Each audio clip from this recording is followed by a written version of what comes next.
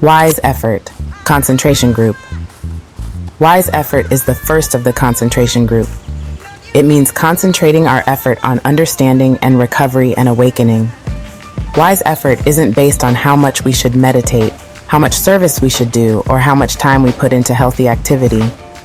Instead, it's the intention to devote balanced energy to supporting the other parts of the path, particularly wisdom. The first thing to pay attention to is avoiding situations and states of mind that can lead to unethical, unskillful, or harmful responses. We become more aware of conditions in our lives and investigate our own responses and reactions to those conditions. When we're operating out of greed, ignorance, confusion, or thinking we can get what we want, we need to be aware of that. We put in the effort and energy to understand what circumstances allowed these conditions to arise and how we can begin to move away from those responses. Energy or effort is also devoted to letting compassion, loving kindness, generosity, and forgiveness arise when they are not present. If we find ourselves reacting with anger rather than compassion, fear instead of generosity, blame instead of forgiveness, we can ask how we would respond if those positive factors were present and begin to respond more skillfully. Being hard on ourselves, beating ourselves up, and suffering from perfectionism are all familiar feelings during addiction and recovery.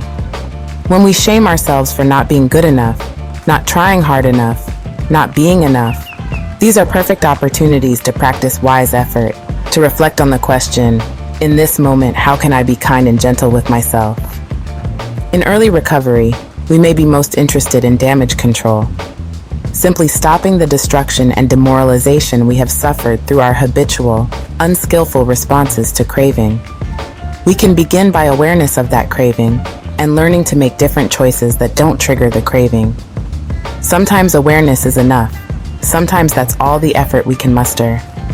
As we learn more skillful responses to our triggers, we gain space to have more compassion, loving kindness, generosity, and forgiveness. And as this practice becomes more of a habit, equanimity and peacefulness begin to replace our habits of grasping and selfishness. Pacing ourselves is important, alternating periods of activity and rest. We need to be aware of what our mind, emotions, body, and recovery can handle right now, and avoid the stress that can come from pushing ourselves too far, too fast. We need to avoid those things that put us into unskillful mind states and try to do things that return us to a more easeful way of being in the present moment. Try to remember that whatever your experience is right now, it will pass. Remind yourself that you don't really know how long an unpleasant or painful experience will last. Try to be open to recognizing and investigating the experience while it is present, without interpreting it as a permanent part of your experience.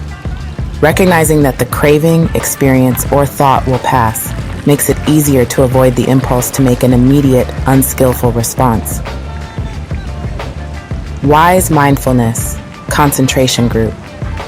Mindfulness, being present to what's going on in our minds, bodies, hearts, and world, is central to the practice of the Eightfold Path. We learn to be present for the way things are with compassion, without judging them or ourselves. Mindfulness is being aware of whatever is present, noticing it, and letting it pass. It's also remembering that we're on a path leading to our freedom and long-lasting happiness. Mindfulness asks us to be aware and to investigate, without the reactivity and grasping for control that leads to suffering. We learn to stay attentive to what's happening without having to either react to or deny what's happening. For many of us, our addictions prevented us from being mindful. In fact, that was often the whole point. We used our substances and behaviors to avoid feeling, to avoid being aware, because being aware was painful. But by trying to avoid pain, we often created more suffering. We're now making a different choice, to sit with the discomfort rather than pushing it away or trying to numb it.